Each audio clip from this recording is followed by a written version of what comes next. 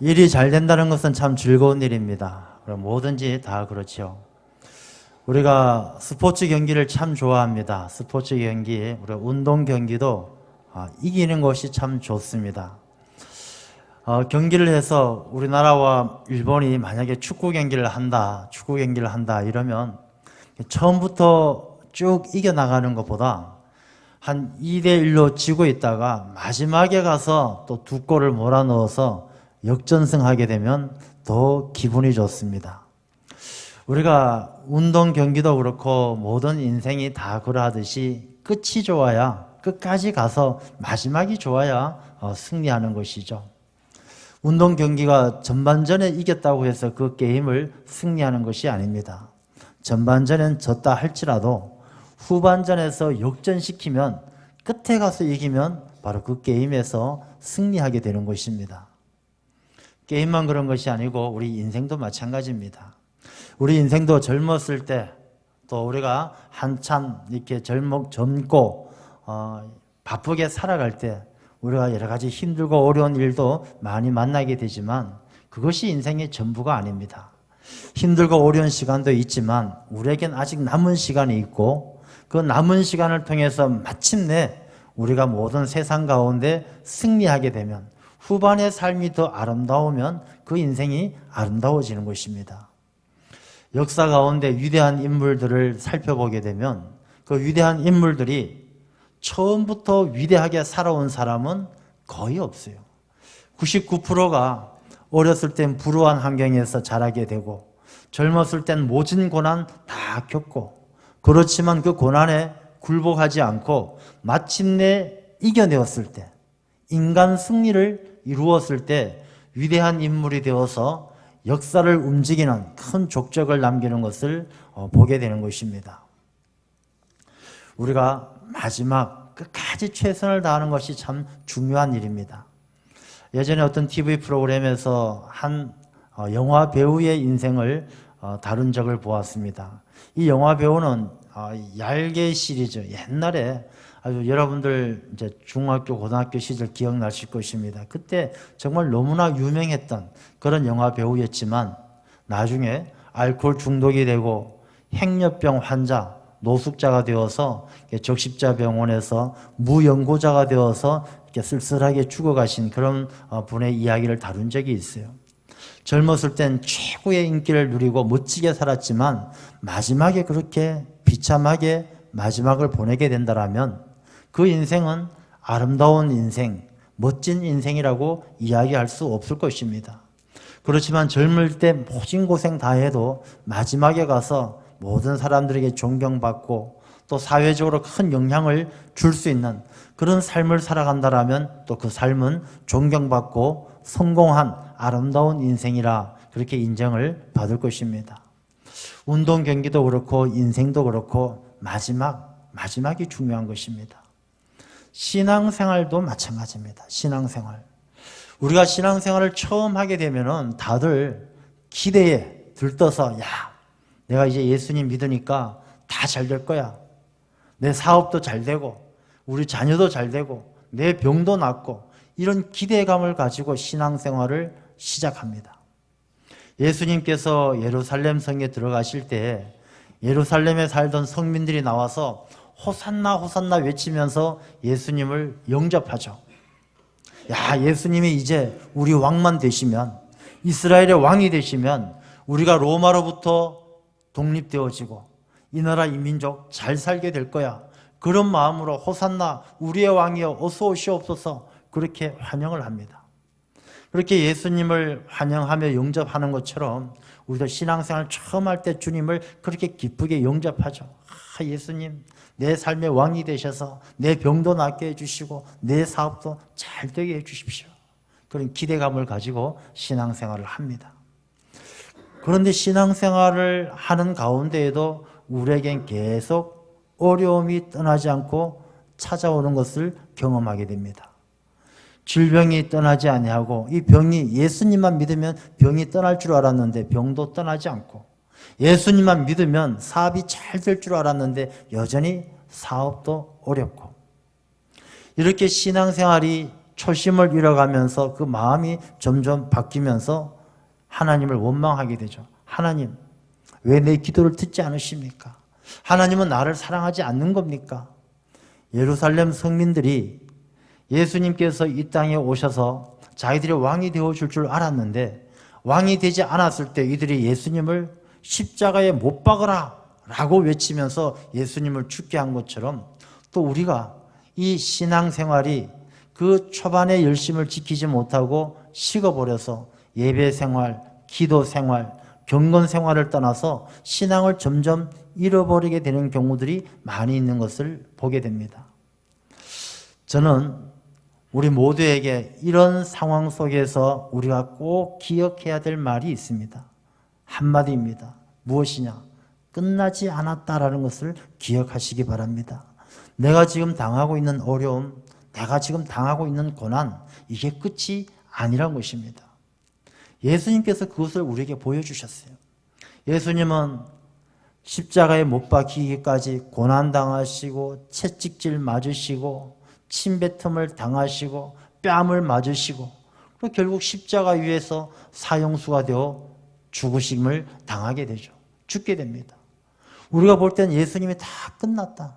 예수님이 졌다. 마귀의 권세에 지고 세상에 졌다. 이렇게 생각하지만 예수님은 그것이 끝이 아니었습니다.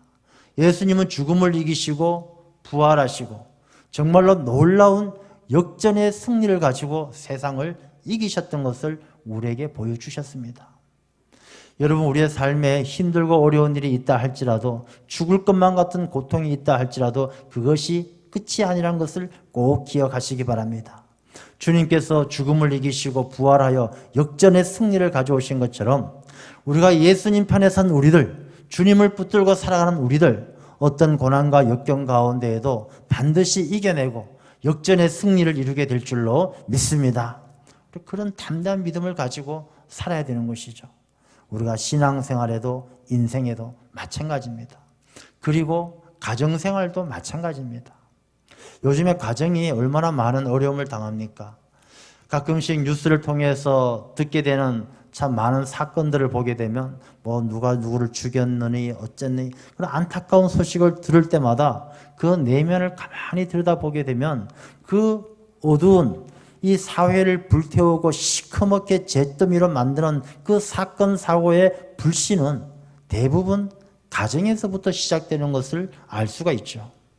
어렸을 때 부모로부터 외면당했던 상처들, 부부싸움을 통한 원망과 미움들, 이런 것들이 불씨가 되어서 이 사회를 잿더미로 만들어가는 그런 악한 결과를 가지고 오는 것을 보게 됩니다.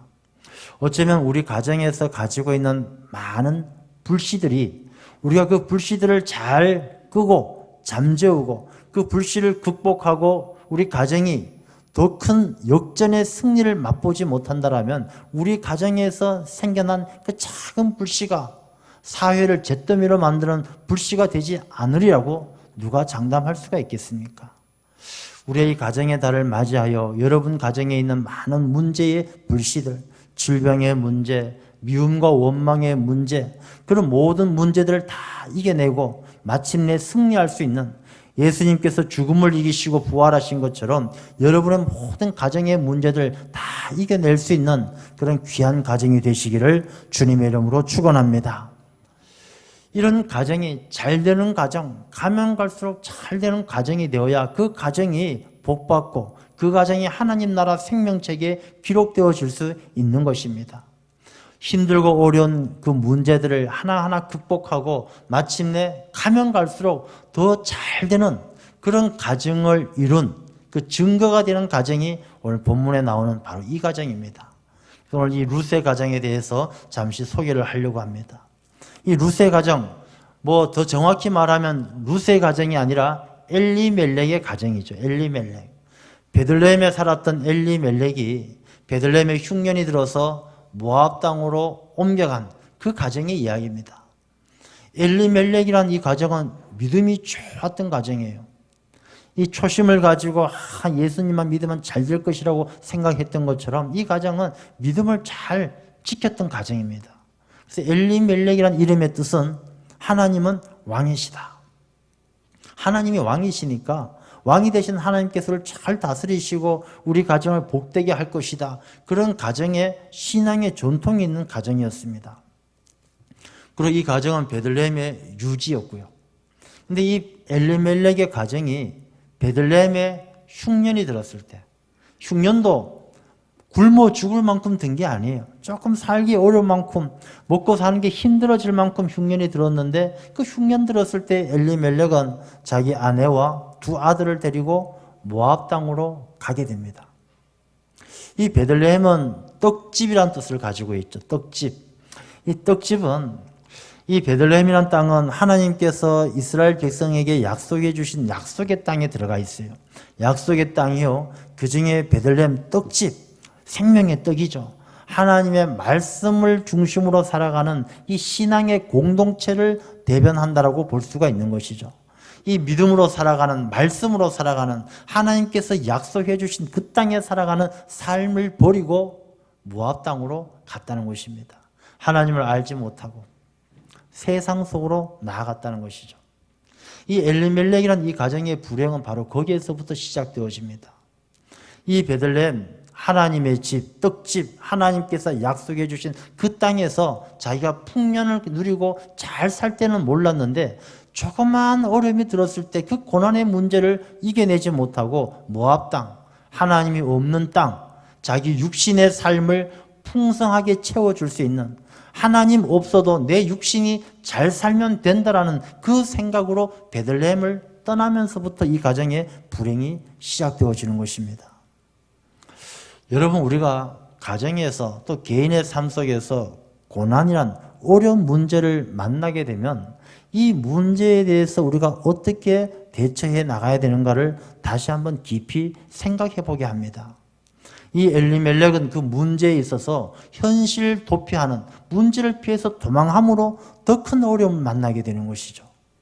잠깐의 흉년을 피해서 떠났던 그 길이 10년 동안 그 모압 땅에서 잘 정착하는가 싶었는데, 두 아들도 결혼해서 잘 사는가 싶었는데 10년이 채 지나지 않아 엘리멜렉이 죽고 두 아들은 죽고 이 부인되는 나오미와 이 며느리 오르바와 룻, 이 두 명의 며느리, 세 명의 가부가 남는 가장 비참한, 가장 비천한 가정으로 전락해버리고 마는 것이죠.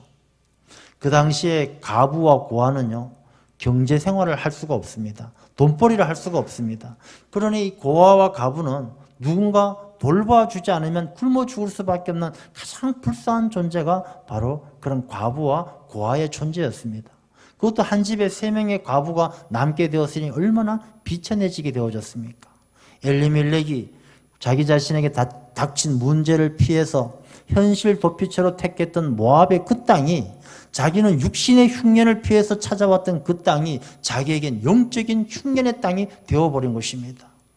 생명의 흉년, 남편, 아들 다 죽는 생명의 흉년을 경험하게 되고 누군가 도와줄 수 없는, 위로해 주는 사람이 없는 외로움의 흉년을 겪게 되고 그야말로 가장 비천해지는 삶을 살게 된 것입니다. 왜? 문제를 만났을 때 택한 방법이 잘못되어졌기 때문이죠. 정말로 엘리멜렉이 이 베들레헴의 흉년이 들었고 어려움이 생겼으면 가장 힘써야 될 일이 무엇이냐면 하나님의 뜻을 아는 것이었습니다. 여러분이 고난을 통해서 하나님은 우리에게 말씀을 하셔요. 어떤 신학자는 그렇게 설명을 합니다. 고난은 하나님께서 우리에게 소리 지르시는 이 메가폰이다, 확성기다, 이렇게 이야기하실 정도로 이 고난은 하나님께서 우리에게 주시는 메시지를 전달해주는 창구가 되는 것입니다. 그러므로 우리가 어려움을 당할 때, 힘들고 어려운 문제가 생겼을 때 우리가 가장 먼저 알아야 될 것은, 이 고난을 통해서, 이 문제를 통해서 하나님은 내게 무슨 말씀을 하시는가를 우리가 먼저 알아야 되는 것이죠. 성경 속에 나오는 많은 인물들은 그 문제를 만나고 어려운 일들을 만났을 때 하나님의 뜻을 분별하기 위해서 기도하고 하나님을 붙들었던 사람은 이 문제들을 통해서 오히려 더 성장해 나가죠. 더 성숙해지고 그 문제가 인생의 디딤돌이 되어서 더 장성하게 되는 것입니다. 그러나 하나님의 뜻을 알지 못하고 자기 생각, 자기 판단으로 살았던 사람은 내리막길로, 멸망의 길로 가게 되었던 것입니다. 이 엘리멜렉의 가정은 그 문제를 피해서 모압 땅으로 도망갔습니다. 여러분, 이제 우리의 삶을 한번 생각해 보겠습니다. 여러분, 우리 가정에 어려운 문제가 생겼어요. 흉년이 들었어요. 경제적인 어려움이 찾아오고 육신의 어려움이 찾아오고 문제가 생겼고 감당하기 어렵습니다. 여러분들은 어떻게 하십니까? 정말로 야곱이 야복강가에서 하나님을 붙들고 씨름하듯이 하나님을 붙들고 기도의 씨름을 하십니까? 아니면 엘리멜렉처럼 그래, 힘들고 어려우니까 내가 모압 땅에 가서 살기 좋은 땅에 가서 열심히 일하면 잘 되겠지, 그런 선택을 하게 되십니까? 많은 분들이요, 그런 분들이 계십니다. 아, 집사님 주일날 예배 드리러 안 나오셨던데 왜 못 오셨습니까? 아, 주일날 우리가 어디 좋은 데 가서 아르바이트 하느라고 못 왔어요. 아, 사는 게 힘들어서 이제 주일도 뭐 일이 없으면 나올 수 있지만 일이 바쁘면 못 나와요. 이렇게 이야기하는 분들을 가끔 보게 되죠. 물론 형편도 힘들고 어려움이 있으시죠. 그렇지만 우리가 고난과 어려움을 통해서 하나님의 뜻이 어디 있는지 깊이 기도하고 묵상한다라면 우리가 그 어려움 때문에 모압 땅으로 갈 수는 없는 것이죠. 하나님을 버리고 하나님이 없는 삶으로, 하나님이 없는 땅으로 갈 수가 없는 것이죠. 그것이 바로 문제가 더 어려움을 만나게 되는 길이 되어버린 것입니다. 물에 빠진 사람들이 자기 힘으로 빠져나오려고 더 허우적대다 보면 더 깊은 곳으로 빠지는 법이죠. 물에 빠진 사람은 이 누군가 옆에서 던져주는 이 생명줄, 밧줄을 꽉 붙들어야만 살 수 있는 것이죠. 우리가 어려움과 힘든 일을 만나게 되면 내 생각, 내 판단으로 선택하지 말고 우리가 더욱더 하나님 앞에 기도하며 하나님의 뜻을 깨달을 수 있는 그런 영적으로 깨어있는 우리들이 되어야 할 줄로 믿습니다. 우리가 그렇게 영적으로 깨어있을 때 우리가 하나님의 뜻을 발견하게 되는 것입니다. 시편 119편은 이렇게 말씀을 기록합니다. 고난당하기 전에는 내가 그릇 행하였더니 이제는 주의 말씀을 지키나이다. 고난당하기 전에는 내가 그릇 행하였다. 이 말씀의 의미가 무엇입니까? 우리가 그릇 행하고 있을 때 하나님은 고난을 통하여 우리를 부르신다는 것이죠. 우리에게 어려움이 찾아오면 내가 하나님 앞에 그릇된 길, 하나님이 기뻐하시는 길이 아닌 곳으로 내가 가고 있지 않는가 돌아보고 그 고난을 통해서 이제는 주의 말씀을 지키는 삶으로 회복되기를 원하시는 것이 하나님의 뜻이다라는 것입니다. 이 엘리멜렉의 가정은 그렇게 자기 힘으로 자기 능력으로 베들레헴에서 경험했던 육신의 흉년을 이겨보려고 모압 땅으로 갔다가 오히려 영적인 흉년을 통해서 가진 것을 다 잃어버리고 비천한 가정이 되어버렸습니다. 그런데 이렇게 가장 비천했던 가정이 오늘 말씀처럼 이 다윗의 가문을 일으키게 된 그 배경은 어떤 것인가? 우리가 그것을 잘 알아야 우리가 힘들고 어려운 가장 비천한 이 엘리멜렉의 가정처럼 힘들고 어려운 문제를 이겨내고 이 다윗의 가문처럼 아름답고 잘되는 가정을 일으킬 수가 있는 것입니다. 이 가정이 회복되게 되는 그 내용을 보게 되면요, 먼저 나오미가 베들레헴에 돌아오기를 사모하는 것이죠.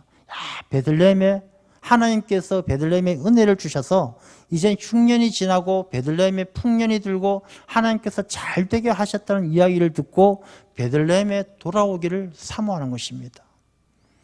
이 베들레헴은 하나님께서 약속해 주신 약속의 땅이고 하나님의 말씀대로 살아가는 하나님의 백성들이 살아가는 삶의 자리고 믿음의 공동체가 바로 베들레헴입니다. 여러분, 우리의 가정이 잘 되기 위해서, 갈수록 잘 되는 집이 되기 위해서, 갈수록 복된 가정이 되기 위해서는 우리 모든 가정이 베들레헴으로 돌아와야 될 줄로 믿습니다. 하나님께서 약속해 주신 삶의 자리, 믿음의 자리, 하나님의 말씀을 붙들고 살아가는 그 삶의 자리로 돌아와야 하는 것입니다. 그런데 이렇게 돌아오는 것도 아무나 돌아올 수 있는 것이 아니에요. 나오미가 두 며느리에게 이야기하죠. 너희들은 가봐야, 베들레헴에 가봐야 아는 사람도 없고 하니까 고향으로 돌아가라. 오르바와 룻은 다른 선택을 합니다. 오르바는 그래, 내가 어머니가 참 불쌍하고 같이 가야 되는 마음도 어느 정도 있지만 그래도 내 인생을 생각하니까 가봐야 아무도 없고 자식도 없고 나는 현실적으로 내 고향에 돌아가서 사는 게 좋겠다 생각하고 오르반은 돌아가게 되죠. 그러나 룻은 어떻게 이야기합니까? 어머니 왜 자꾸 나보고 돌아가라고 강권하십니까? 어머니는 어머니 가시는 곳에 나도 가고 어머니가 머무는 곳에 나도 머물고 어머니의 백성이 나의 백성이고 어머니의 하나님이 나의 하나님이고 나는 어머니 하나님을 믿는 믿음으로 어머니만 따르겠습니다. 이렇게 룻은 결정을 하고 나오미와 함께 베들레헴으로 돌아오게 되죠. 이 베들레헴으로 돌아오기 위해서는 선택의 기로에서 우리가 결정을 해야 되는 것입니다. 어떤 결정? 현실적인 이익이냐 믿음의 길이냐 이것을 결정할 수가 있어야 하는 것입니다. 롯과 아브라함을 보십시오. 롯은 현실적인 결정을 했어요. 푸른 요단강을 바라보면서 요단 들판을 바라보면서 요단들을 따라갔다가 멸망의 길로 가게 됩니다. 아브라함은 믿음의 땅을 지켰다가 믿음의 조상 복의 근원이 되는 하나님의 큰 은혜를 입게 되는 것입니다. 여러분 우리의 가정이 회복되어지고 우리가 가지고 있는 모든 문제들 가정마다 가지고 있는 아픈 사연들을 회복하기 위해서는 우리가 세상의 육신의 유익을 위해서 세상의 방법을 선택하는 것이 아니라 우리가 믿음을 가지고 하나님의 약속 안에 하나님께서 말씀해 주신 하나님을 섬기는 삶의 자리로 돌아가야 될 줄로 믿습니다. 우리가 총동원 전도주의를 하는 것이요 그냥 하는 것이 아니에요. 우리 교회 전도하는 거 내가 전도 몇 명 했다 자랑거리로 삼기 위해서 총동원 전도주의를 하고 가족들 형제들 전도하는 것이 아니에요.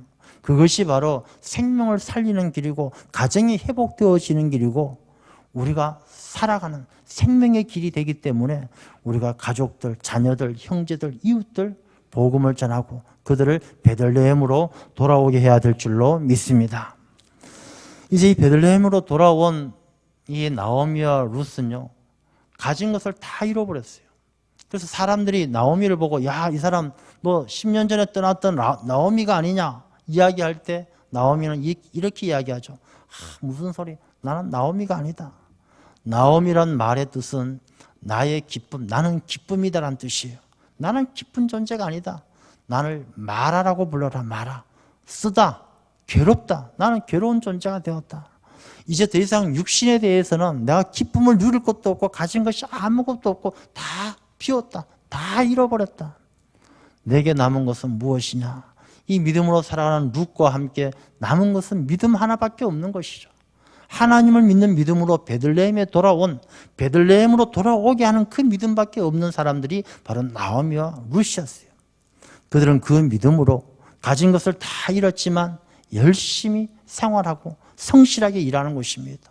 그래서 주변 사람들에게 칭찬받고 인정받고 남들이 추수하고 남은 이삭 부스러기를 주스면서 살아가지만 모든 사람에게 칭찬받는 그런 삶을 살아갑니다.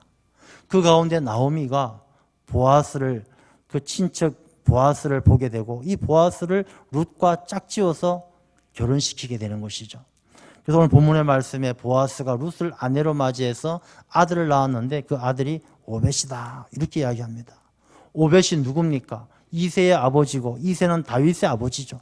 이 룻은 이방 모압의 여인이었던 룻은 그 가정이 가장 낮은 곳에 비천하게 떨어졌었지만 베들레헴에 돌아오면서부터 회복되기 시작해서 남편도 만나게 되면서 아들을 낳게 되면서 다윗의 가문의 할머니가 증조 할머니가 되는 거예요. 이 가면 갈수록 잘 되는 이 다윗의 가문에 나중에 누가 태어나십니까? 예수 그리스도가 태어나시는 거예요. 가면 갈수록 더 잘 되는 거예요. 이 룻의 가정은 가면 갈수록 더 잘 되어서 예수 그리스도로 말미암아 모든 열방이 구원받고 모든 민족이 구원받으니까 그 집안이 얼마나 잘 되어지는 것입니까? 이 룻의 가정이 그렇게 잘 될 수 있었던 것은 베들레헴으로 돌아왔기 때문이고 그 다음은요 보아스와 결혼했기 때문입니다. 여러분 보아스는 성경 말씀에 기업을 물을 자 이렇게 표현되어지는데 기업을 물을 자라는 것은 우리의 그 모든 빚을 청산해 주는 사람이 기업을 물을 자죠. 이 보아스는 모든 빚을 청산해주고 갚아주는 사람이었어요. 예수님께서 십자가 위에서 테텔레스타이 이렇게 말씀하십니다. 내가 다 치루었다. 예수님께서 우리 모두의 보아스가 되신 거예요. 예수님께서 우리의 모든 빚을 다 갚아주시고 죄의 빚을 다 갚아주시고 우리에게 자유함을 주셨어요. 룻이 보아스를 만나 결혼했을 때 오벳을 낳고 다윗의 가문을 일으키고 그 가문에 예수 그리스도가 태어난 것처럼 우리가 베들레헴, 오늘날의 베들레헴이 어디겠습니까? 오늘날의 베들레헴, 하나님의 말씀으로 살아가는 삶의 자리, 믿음으로 살아가는 믿음의 공동체, 이 또 교회가 베들레헴 아니겠습니까? 이 교회란 것은 예배당을 이야기하는 것이 아니라 믿음으로 살아가는 사람들의 공동체죠. 우리가 믿는 사람, 믿음으로 살아가는 이 공동체 가운데에서 우리가 보아스를 만나 예수 그리스도, 우리의 죄값을 대신하여 자유함을 주신 예수 그리스도를 나의 신랑으로 삼고 살아갈 때에 그 집안의 족보에 다윗이 올라오고 예수 그리스도의 이름이 올라가는 것처럼 예수 그리스도와 함께하는 가정, 그 가정이 하나님 나라 생명책에 그 모든 가족들의 이름이 다 올라가게 될 줄로 믿습니다. 우리가 그런 가정으로 회복되어야 하는 것이죠. 이 룻이 보아스와 혼인하여 살아가는 것처럼 우리가 이 시대에 예수 그리스도를 나의 신랑 삼고 예수 그리스도와 함께 살아갈 때 우리의 가정이 구원되어지고 우리의 가정이 생명책에 기록되어지는 하나님 나라 백성이 되어진다는 것입니다. 우리 가정에 많은 어려움들이 있어요. 이 어려움들을 우리가 낙심하고 절망할 것이 아니란 것입니다. 아직은 끝이 아니다.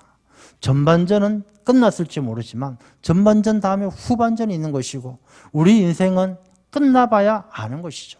우리의 모든 삶의 평가는 주님 앞에 서게 될 때 그때 평가받는 것입니다. 지금 평가받는 것이 아니죠.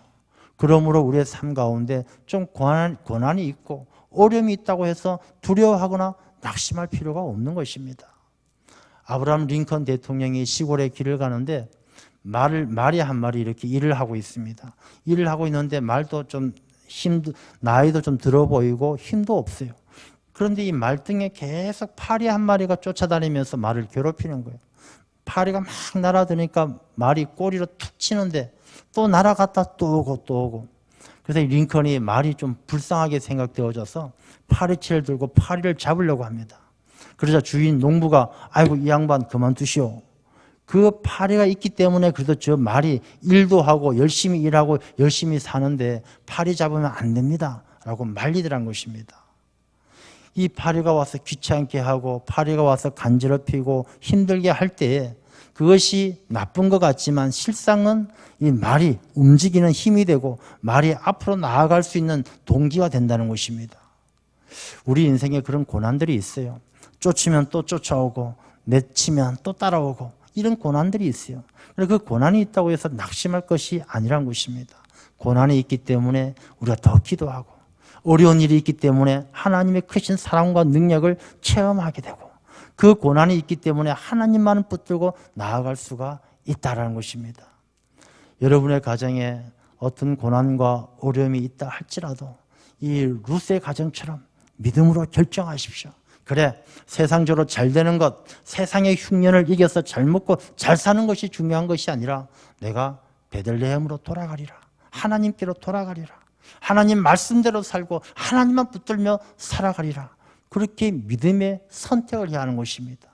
그리고 돌아와서 보아스와 결혼하게 되는 것처럼 예수님을 나의 신랑 삼고 예수님과 더불어 예수님과 함께 살아간다라면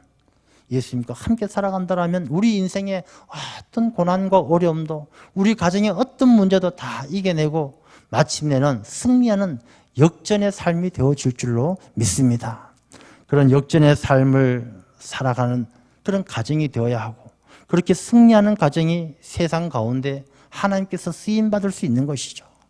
늘 고난과 어려움 때문에 패배하고 좌절하고 절망해서는 우리가 하나님께 쓰임받을 수가 없는 것입니다. 우리가 베들레헴으로 돌아가야 합니다. 하나님께로 돌아가야 합니다. 예수님과 혼인한 룻처럼 예수님을 나의 신랑으로 고백해야 합니다. 예수님을 나의 머리로 고백해야 합니다. 그리할 때 우리의 삶이 회복되어지고 우리의 가정이 모든 어려움을 이겨내고 역전승 승리하게 될 줄로 믿습니다. 그런 승리하는 귀한 가정이 되시기를 축원합니다. 기도하겠습니다.